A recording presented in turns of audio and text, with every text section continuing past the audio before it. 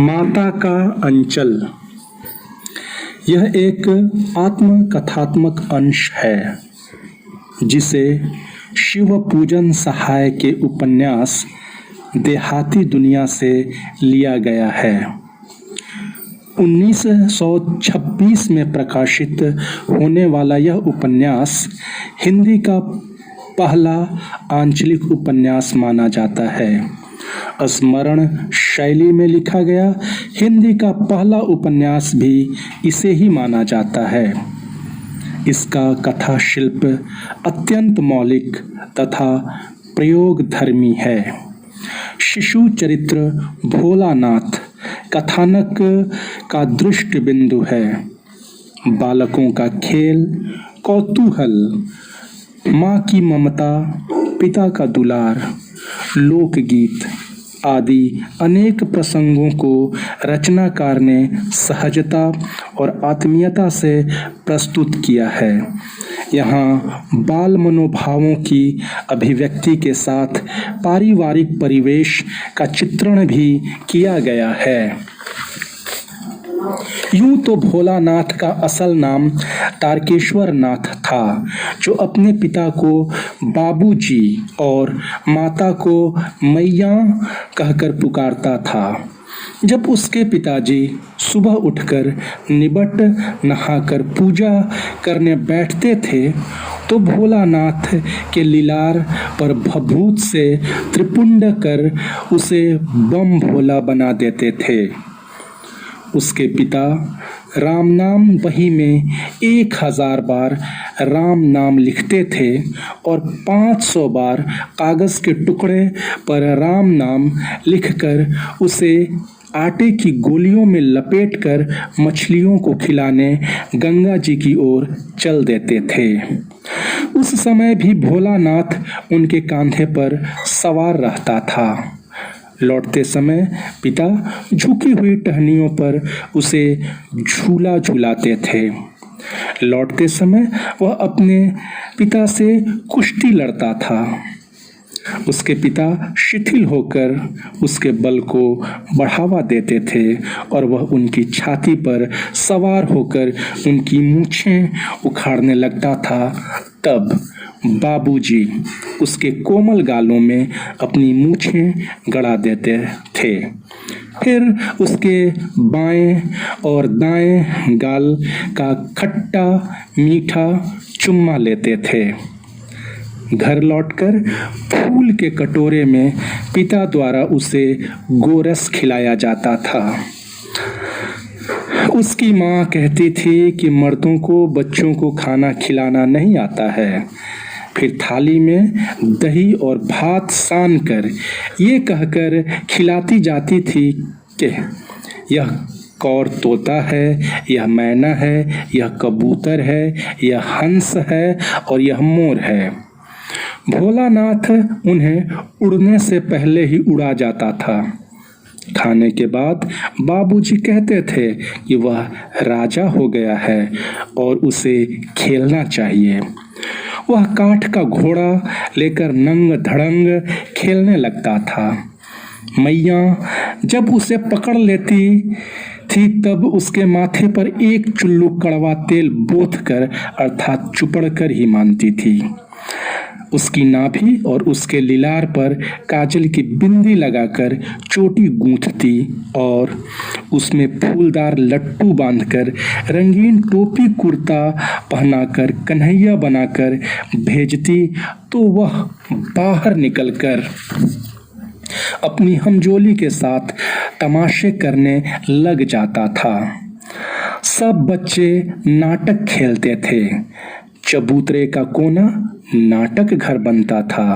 बाबूजी की छोटी चौकी रंगमंच बनती थी। सरकंडे के खंभों पर कागज का चंदोआ शामियाना बनता था। दुकान लगाई जाती थी। चीलम के खोंचे पर कपड़े के थाल में ढेले के लड्डू, पत्तों की पूरी कचौरियाँ, गीली मिट्टी की जलेबियाँ, फूटे घड़े के टुकड़ों के बताशे, ठीकरों के बटखरे, जस्ते के छोटे छोटे टुकड़ों के पैसे, उसके बाबूजी भी कुछ गोरखपुरी पैसे खरीद लेते थे। बच्चे घरौंदे भी बनाते थे। फूल की मेड़ दीवार बनती थी। तिनकों का छप्पर, दातून के खंभे, दिया सलाई की पेटियों के किवाड़, घड़े के मुहड़े की चूल्हा चक्की, दिए की कड़ाही, पानी का घी, पूजा की आचमनी से कलछी, धूल के पिसान और बालू की चीनी से वे लोग ज्योनार अर्थात भोजन तैयार करते थे और जीमने अर्थात खाने के लिए बैठ जाते थे। बाबूजी जाकर पूछते थे कि फिर कब भोज होगा भोलानाथ। वे बारात का जुलूस भी निकालते थे। वे कनस्तर का तंबूरा और अमोले की शहनाई बजाते थे। टूटी चूहेदानी की पालकी बनती थी। ये लोग समधी बनकर बकरे पर सवार हो जाते थे। चबूतरे के एक कोने से चलकर बारात दूसरे कोने में जाकर दरवाजे लगाती थी। काठ की पटरी से घिरे, गोबर से लिपे, आम और केले की टहनियों से सजाए हुए छोटे आंगन में कुल्हिए का कलसा रखा जाता था। खटोली पर लाल ओहार डालकर दुल्हन को चढ़ा लिया जाता था। वे लोग खेती भी करते थे। चबूतरे के एक छोर पर घिरनी गड़ जाती थी और नीचे की गली कुआं बन जाती थी। मूंज की बटी हुई पतली रस्सी में एक चुक्कड़ बांध गड़ाड़ी पर चढ़ाकर लटका दिया जाता था। दो लड़के बैल बनकर मोट खींचने लग जाते। चबूतरा खेत बनता। कंकड़, बीज, ठेंगा, हल, जुआठा, बड़ी मेहनत से खेत जोते, बोए और पटाए जाते थे। फसल तैयार होते ही वे लोग हाथों हाथ फसल काट लेते थे और गाते थे, ऊंच नीच में बई कियारी, जो उपजी सो भई हमारी। फसल को पैरों से रौंदा जाता था अर्थात दवनी की जाती थी और कसोरे अर्थात मिट्टी के बने छिछले कटोरे को सूप बनाकर ओसाया जाता था। मिट्टी के दिए के तराजू से तौलकर राशि तैयार की जाती थी। बाबूजी आकर पूछ लेते थे, इस साल की खेती कैसी रही भोलानाथ? ददरी के मेले में जाने वाले आदमियों का झुंड देखकर बच्चे चिल्लाते थे, चलो भाई ददरी, सातू पिसान की मोटरी। वो हारदार पालकी में दुल्हन को देखकर गाते थे, रहरी में रहरी पुरान रहरी, डोला के कन्या हमार में हरी। एक बार एक घोड़मुहा वर अर्थात दूल्हे ने ढेला चलाकर बच्चों को मारा था। जब आंधी आती थी तब वे घुले घुले आम चुनने बागीचे में जाते थे। जब बारिश आती थी तब ये गाते थे, एक पैसा की लाई बाजार में छितराई, बरखा उधरे बिलाई। भोलानाथ की मित्र मंडली में बैजू नाम का लड़का बड़ा ढीठ था। उसने एक बूढ़े आदमी मूसन तिवारी, जिन्हें कम सूझता था, उनको चिढ़ाकर बोला, बुढ़वा बेईमान, मांगे करैला का चोखा। मूसन तिवारी ने बच्चों को बेतहाशा खदेड़ा था। बच्चे भाग चले थे। मूसन तिवारी शिकायत करने पाठशाला पहुंच गए थे। गुरुजी के 4 लड़के सिपाही बनकर भोलानाथ को पकड़ गुरुजी के पास ले गए। गुरुजी ने भोलानाथ की खूब खबर ली। बाबूजी गुरुजी की चिरौरी करके भोलानाथ को वापस लाते हैं। माँ बेटे की दुर्दशा देखकर गुरुजी को भला बुरा कहने लगती है, पर बाबूजी कहते हैं कि उस्ताद की छड़ी में ही वह जादू है जिससे बच्चे तरक्की करते हैं।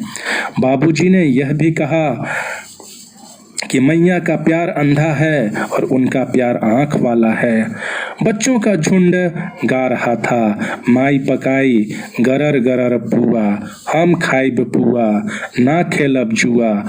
भोलानाथ भी उसी झुंड में शामिल हो जाता है और जब वो मकई के खेत में पहुंचता है तो चिड़ियों को देखकर गाने लगता है, राम जी की चिड़ई, राम जी का खेत, खा लो चिड़ई भर भर पेट। आगे बढ़कर वे सब बच्चे एक टीले पर जाते हैं और चूहे के बिल में पानी उलीचने लगते हैं। गणेश जी के चूहे को बचाने के लिए शंकर जी का सांप निकलता है। बच्चे बेतहाशा भागते हैं। बाबूजी ओसारे में बैठकर हुक्का गुड़गुड़ा रहे थे। वे भोलानाथ को पुकारते हैं, मगर वह उनकी बात अनसुनी करके अपनी माँ के पास चला जाता है। माँ चावल अमनिया कर रही थी, वह उनके आंचल में छिप जाता है। माँ रो पड़ती है, सब काम छोड़कर बैठ जाती है, भय का कारण पूछती है, हल्दी पीसकर घावों पर थोपती है। भोलानाथ सांप अर्थात सांप कहना चाह रहा था। उसके पिताजी उसे अपनी गोद में लेना चाह रहे थे, मगर वह मैया के आंचल की प्रेम और शांति के चंदोवे की छाया नहीं छोड़ता है।